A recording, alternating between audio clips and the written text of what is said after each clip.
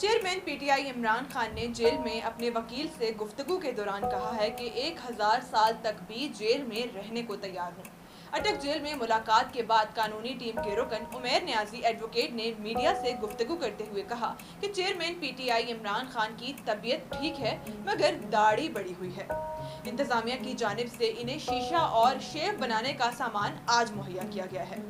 انہوں نے کہا کہ ہم 6 میں سے صرف مجھے ملاقات کی اجازت ملی ہے۔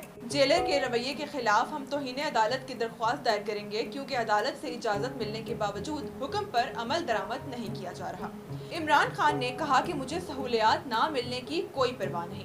1000 سال تک بھی جیل میں رکھا جائے تو کوئی بات نہیں، بلکہ میں اس کے لیے تیار ہوں کیونکہ آزادی کے لیے قربانی دینا پڑتی ہے۔ وکیل نے تصدیق کی کہ ایف آئی اے کی ٹیم نے کل اٹک جیل میں چیئرمین پی ٹی آئی سے سائفر کی تحقیقات کی ہیں، جس پر انہوں نے اپنا پرانا موقف دہرایا۔ چیئرمین پی ٹی آئی نے حسان نیازی کے لاپتہ ہونے کے حوالے سے بھی بات کی۔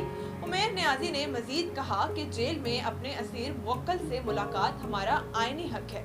کچھ اہم امور پر وکلا سے مشاورات کے بعد میڈیا کو آگاہ کیا جائے گا۔